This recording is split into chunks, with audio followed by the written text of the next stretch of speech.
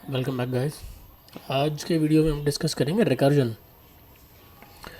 तो रिकर्जन क्या होता है? रिकर्जन कुछ नहीं होता। रिकर्जन होता है जब एक फंक्शन अपने आप को कॉल करता है तो उसे रिकर्जन कहते हैं, सिंपल टर्म्स में। तो अब देखते हैं कि वो कैसे काम करती है रिकर्जन और क्या नीड होता है बेसिकली रिकर्जन का। तो इसके लिए पहले हम एक फंक्शन लिख लेते हैं बेसिक, और उसका रिटर्न टाइप वॉइड ले लेते हैं। और ये फंक्शन हमारा क्या करेगा, एक इंटीजर को प्रिंट कर देगा, उसकी value simply del x equal to x. तो मेरा प्रिंट फंक्शन हो गया। ये मेरी एक्स एक इंटीजर जो भी मैं उसे पास करूँगा उसकी वैल्यू हमारी प्रिंट करा देगा वो। तो अगर मैं यहाँ पे इसको 5 भेजता हूँ तो ये 5 प्रिंट कर देगा, एक्स इक्वल टू 5। और अगर मैं यहाँ पे प्रिंट 4 करूँगा तो ये 4 प्रिंट कर देगा।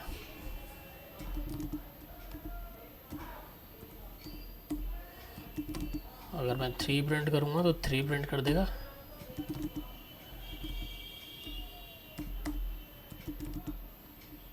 है ना। 0 प्रिंट करूँगा 0 प्रिंट कर देगा।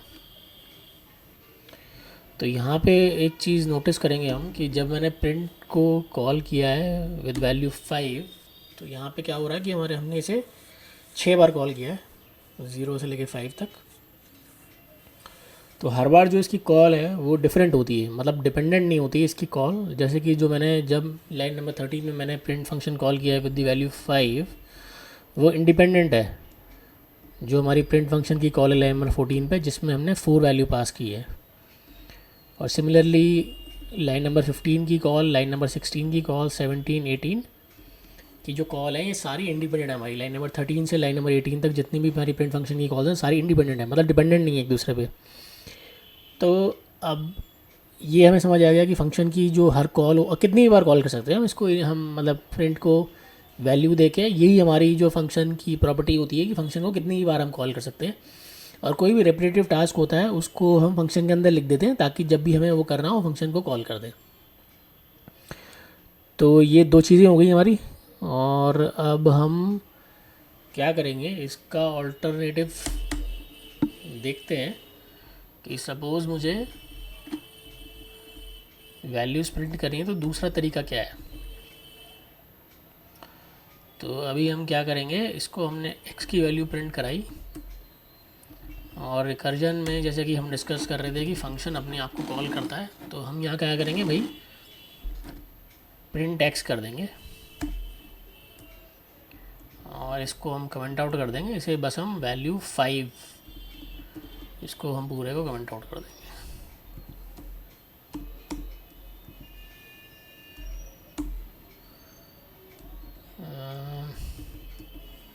इसको हटाना पड़ेगा और यहाँ पे मैं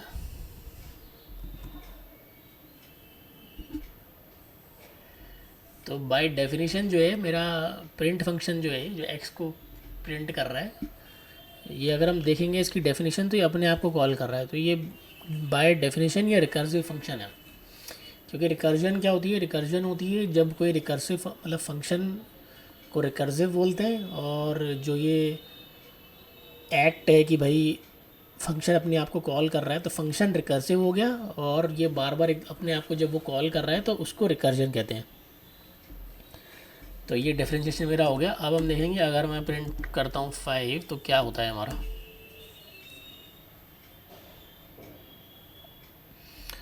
तो कुछ नहीं, ये हमारा वैल्यू 5 प्रिंट करता रहेगा, और जब मेरे लाइन नंबर 6 में हम एंटर करेंगे तो यहाँ पे 5 प्रिंट करेगा ही लाइन नंबर 6 में, जैसा कि हम यहाँ देख रहे हैं राइट हैंड साइड में आउटपुट में। और फिर दोबारा से मैंने प्रिंट कॉल कर दिया है। तो ये जो प्रॉपर्टी है कि फंक्शन अपने आप को कॉल कर रहा है, ये इसलिए क्योंकि जो हर कॉल होती है वो इंडिपेंडेंट होती है फंक्शन की। तो अब जैसे कि हर इन्वोकेशन जैसे कि फंक्शन का अगर इंडिपेंडेंट होता है तो ऑब्वियसली वो अपने आप को भी कॉल कर सकता है, क्योंकि क्यों नहीं, जब हर कॉल उसकी इंडिपेंडेंट है मतलब as compare to the other call, तो ऑब्वियसली फंक्शन खुद को भी कॉल कर सकता है। Make sense. तो बट अगर हम यहाँ पे देखें तो ये फंक्शन हमारा कुछ खास कर नहीं रहा है, एक्स इक्वल टू 5 बार बार प्रिंट कर रहा है, तो ये हम मतलब यूज़फुल नहीं है हमारे लिए। तो यहाँ पे अगर हम एक चीज़ देखेंगे कि सपोज़ मैं यहाँ पे माइनस माइनस एक्स कर देता हूँ, तो अब क्या होगा। अब अगर हम इंटरेस्टिंगली देखेंगे तो अब थोड़ा वैल्यू हमें सेंस बना रही है कि हमें प्रिंट हो रही है वैल्यू 5 4 3 2 1 0, और ऐसे ही माइनस नेगेटिव में मतलब बहुत ही लो नंबर तक ये वैल्यू जाएगी। तो सडनली अब हम देख रहे हैं कि अगर हम कुछ कंप्यूटेशन करते हैं तो यहाँ पे अब हमें रिकर्जन का कुछ हेल्प मिल रहा है। यहाँ पे रिकर्जन करने की हमें वैल्यू दिख रही है, क्योंकि जैसे कि अगर मुझे यहाँ से 520 प्रिंट करना था तो मुझे एक 6 बार कॉल करना पड़ रहा था, बट अगर मैं रिकर्जन यूज़ कर रहा हूँ तो यहाँ पे देखो मैंने सिर्फ एक लाइन में लिखा है प्रिंट 5, और मेरा आउटपुट अगर मैं देखूँ तो ऑटोमेटिकली 5 4 3 2 1 0 और वापस नेगेटिव में भी जा रहा है। अब ये नेगेटिव में अगर मेरे को नहीं चाहिए नंबर, तो उसके लिए हम बेसिकली क्या कर सकते हैं कि यहाँ टॉप पे एक हम ये लगा देंगे कि भाई इफ़ मेरा x इज़ लेस देन 0, तो भाई मेरे को रिटर्न करना है। और जैसे कि मेरा ये वॉइड रिटर्न कर रहा है तो हमें कुछ वैल्यू एक्सप्रेशन देने की ज़रूरत नहीं है रिटर्न के बाद, बस हम रिटर्न कर जाएंगे। और मतलब कि लाइन नंबर 8 में ही हमारा फंक्शन रिटर्न कर जाएगा, लाइन नंबर 11 में हमारी जो एग्जीक्यूशन है वो नहीं आएगी। और यहाँ पे अगर हम देखेंगे राइट हैंड साइड में, तो अब हमारे जो वैल्यूज़ हम देख रहे थे 5 4 3 2 1 0, वो हमारी एक ही फंक्शन कॉल से आ जाएंगी, आ गई हैं इनफैक्ट। तो बेसिकली ये हमारा यूज़ केस है रिकर्जन का, कि कुछ अगर हमें चीज़ रेपिटेटिव करनी है तो हम सिंगल फंक्शन कॉल से उसको कर सकते हैं, यूजिंग द फैक्ट दैट कि फ़ंक्शन अपने आप को कॉल कर सकता है, क्योंकि हर एक कॉल जो होती है फंक्शन की वो इंडिपेंडेंट होती है। तो जब मैंने प्रिंट को x की वैल्यू 5 से प्रिंट किया है, 5 पास किया है मतलब वो कॉल, और जब यहाँ नीचे मेरी प्रिंट फंक्शन कॉल हो रहा है लाइन नंबर 13 में दोबारा से विद द वैल्यू 4 इस पर्टिकुलर केस में, तो ये दोनों कॉल्स इंडिपेंडेंट हैं। तो इस प्रॉपर्टी की वजह से हम ये बार बार एक अपने आप को कॉल कर सकता है। तो इस चीज़ को हम ऐसे भी समझ सकते हैं जैसे कि लाइन नंबर 4 में हम एंट्री करेंगे, लाइन नंबर 13 में हमने दोबारा कॉल किया तो ये दोबारा से लाइन नंबर 4 पे चला जाएगा इस तरीके से। क्योंकि ऑब्वियसली अगर मैं मल्टीपल टाइम इसको कॉल कर रहा हूँ 5 4 3 2 1 0 वैल्यूज़ के साथ, तब भी हमारा क्या हो रहा है एग्जीक्यूशन में, हमारा होता क्या है कि लाइन नंबर जो मेरी बॉडी है ये 5 to 14 ये मेरा बार बार प्रिंट होता है, राइट। तो ये बार बार प्रिंट जब हो रहा है मेरा, तो जब मैं रिकर्जन यूज़ करूँगा तो रिकर्जन में भी यही चीज़ हो रही है, बस उसको कॉल करने का तरीका अलग है। जैसे कि हमने इनिशियली देखा था, ये जब हम इंडिविजुअल वैल्यूज़ पास कर रहे थे तो हमने रिकर्जन यूज़ नहीं किया था, मतलब प्रिंट फंक्शन अपने आप को कॉल नहीं कर रहा था। बट इस केस में जब हमारा फंक्शन कॉल कर रहा है तो ये भी सिमिलरली वर्क कर रहा है, क्योंकि मल्टीपल टाइम्स हम कॉल कर सकते हैं। और भाई हमने देखा था कि फंक्शन को हम कितनी बार कॉल कर सकते हैं, एक चीज़। और दूसरी चीज़ ये होती है कि हर फंक्शन की कॉल इंडिपेंडेंट होती है ना। तो उस प्रॉपर्टी की वजह से जब हम फंक्शन खुद को कॉल कर रहा है तो वो वैलिड है। और जो हमने लाइन नंबर 6 में एक चेक डाला है, ये हमारा कुछ एग्ज़िट एक क्राइटेरिया हो सकता है। अगर हमें टिल मतलब इसको इन्फिनिटी तक चलाना है, इन्फिनिटी मतलब जब तक हमारी वैल्यूज़ मतलब चलती रहें, तो इसको अगर हम हटा देंगे तो कोई इसकी स्टॉप कब होगा ये वो, जैसे हमने वाइल 1 में देखा था, जब हमारा इन्फिनिटी तक अगर चलता है लूप तो उसमें कुछ जनरली हमें कि एग्ज़िट वाला क्राइटेरिया या एग्ज़िट के लिए चेक या कंडीशन एक्सप्रेशन कुछ लगाते हैं ताकि वो एग्ज़िट कर पाए। क्योंकि मतलब कहीं ना कहीं तो हमें रोकना पड़ेगा ना प्रोग्राम, हमें मतलब कोई तो कंडीशन ऐसी होगी जब हमें फंक्शन को रोकना पड़ेगा, प्रोग्राम को रोकना पड़ेगा। तो इस केस में, स्पेसिफिक केस में, जब हम चाहते हैं कि 0 to 5 नंबर्स को हमें प्रिंट करना है, तो उस केस में ये हमारी कंडीशन है कि भाई जैसे ही नेगेटिव हो जाए मेरा तो रिटर्न कर जाओ। तो ये काफ़ी सिंपल तरीका था रिकर्जन को समझने का।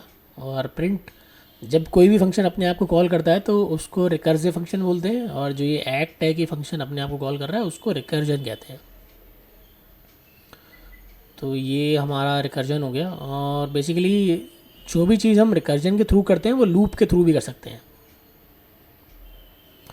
जैसे सपोज़ ये मैं लाइन नंबर 21 टू 26 अगर मैं करना चाहूँ बिना रिकर्जन के, तो मैं यहाँ एक लूप लगा दूँगा कि भाई फॉर x इक्वल टू 5, और भाई x इज़, जब तक वो ग्रेटर देन 0 है तो भाई x को प्रिंट करते रहो और उसको माइनस माइनस करते रहो। तो एक वो तरीका भी होता है। तो जनरली जो भी चीज़ हम रिकर्जन में करते हैं वो मतलब काफ़ी चांसेस होते हैं कि सारी चीज़ें नहीं कर सकते हम लूप लगा के, बट मोस्टली, क्योंकि अगर हम करना चाहेंगे कि भाई कोई रिकर्जन को यूज़ करे बिना हम लूप लगा के चलें तो कॉम्प्लेक्स हो जाता है थोड़ा कोड। जैसे यहाँ पे हम देख रहे हैं काफ़ी सिंपल है, मतलब इस स्पेसिफिक केस में तो दोनों ही सिमिलर होंगे, कोई ज़्यादा डिफरेंस नहीं है फॉर लूप में। और अगर हम फॉर लूप लगा के प्रिंट करते हैं वैल्यूज़ एक्स की, या फिर प्रिंट फंक्शन को रिकर्सिव बना देते हैं, क्योंकि ये काफ़ी सिंपल एग्जांपल लिया है हमने, तो वो डिफरेंस नहीं है। बट अगर कुछ कॉम्प्लिकेटेड चीज़ हम करने वाले हैं तो वहाँ पे लूप ला के अगर हम करते हैं थोड़ा सा कॉम्प्लेक्स हो जाता है हमारा कोड एज़ कम्पेयर टू कि अगर हम रिकर्सिव फंक्शन लिखते हैं। तो रिकर्सिव फंक्शन की हाँ मतलब एक चीज़ और भी होती है, कोई रिकर्सिव फंक्शन जो होता है उसकी परफॉर्मेंस कोई ऐसा एफिशिएंट नहीं होता हो, बट रीडेबिलिटी होती है और काफ़ी सिंपल होता है लिखने के लिए, और हम कम लाइंस में लिख पाते हैं, काफ़ी इजी टू एक्सप्रेस होता है कि क्या कर रहा है वो। और मतलब ये चीज़ें होती हैं मेरे रिकर्जन में कि वो काफ़ी सिंपल होता है रीड करने में, बट एफिशिएंट नहीं होता एज़ कम्पेयर टू कभी अगर हम लूप लगाएं तो कोई ऐसा एफिशिएंसी नहीं होती, एफिशिएंसी उल्टा हमारी घटती है जब हम रिकर्जन यूज़ करते हैं। बट नेवरदलेस मतलब ये रिकर्जन है और ये हमारा रिकर्सिव फंक्शन का एग्जाम्पल था। तो थैंक्स फॉर वॉचिंग, मिलते हैं अपने नेक्स्ट वीडियो में।